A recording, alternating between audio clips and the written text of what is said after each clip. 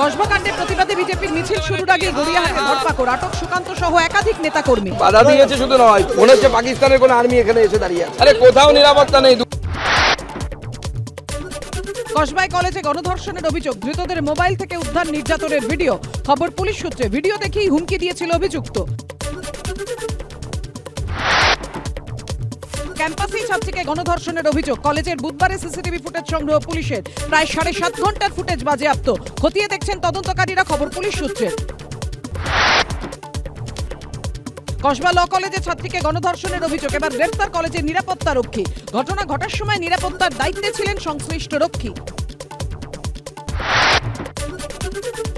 গার্ডরুমে গণধর্ষণের অভিযোগ, কোথায় ছিলেন রক্ষী? গার্ডের কাছে সাহায্য চেয়েও না পাওয়ার অভিযোগ করেছিলেন নির্যাতিতা। কেন তথ্য গোপন? প্রশ্ন রক্ষীর বিরুদ্ধে।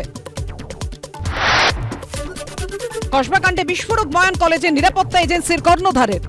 ঘর থেকে বার করে দিত, এই তুমি চলে যাও, ওখানে থাকবে না, ইশারা, মুখে কোনো কথা হবে না। ছাত্রীকে গণধর্ষণের অভিযোগ, কসবার কলেজে নতুন করে বসছে সিসি ক্যামেরা। ঘটনাস্থল তথ্য প্রমাণ সুরক্ষিত রাখতে পুলিশের নির্দেশে সিসি ক্যামেরা বসাচ্ছে কলেজ কর্তৃপক্ষ, খবর পুলিশ সূত্রে। সাউথ ক্যালকাটা ল কলেজে ছাত্রীকে গণধর্ষণের অভিযোগ, তদন্তে ঘটনাস্থলে ফরেনসিক টিম। ছেঁড়া চুল ও ধস্তাধস্তির প্রমাণ মিলেছে, খবর সূত্রে। গণধর্ষণ কাণ্ডে অভিযুক্তদের ভূমিকা খতিয়ে দেখতে করা হবে মেডিকেল লিগ্যাল পরীক্ষা। 3 জনের শরীরে ধস্তাধস্তি, নখের আঁচড়, আঘাতের চিহ্ন জানতে পরীক্ষা।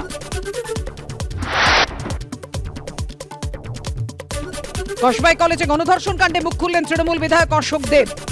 আমার মনে পড়ে না যে আমি কাউকে সুপারিশ করেছি। ফের কসবা ল কলেজের সামনে বিক্ষোভ ছাত্র পরিষদের, থানার সামনেও প্রতিবাদ বিক্ষোভ। প্রতিবাদে মৌলালিতে কংগ্রেসও।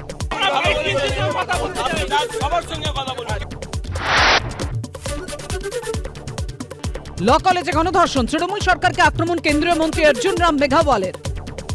ঘোষিত আপাতকাল बंगाल में है। সিপির পর এবার মুখ্য সচিব, কসবাকাণ্ডে মুখ্য সচিবকে চিঠি জাতীয় মহিলা কমিশনের। 3 দিনের মধ্যে নির্যাতিতার মেডিকেল টেস্টের রিপোর্ট তলব, পরিবারের সুরক্ষার সুপারিশ।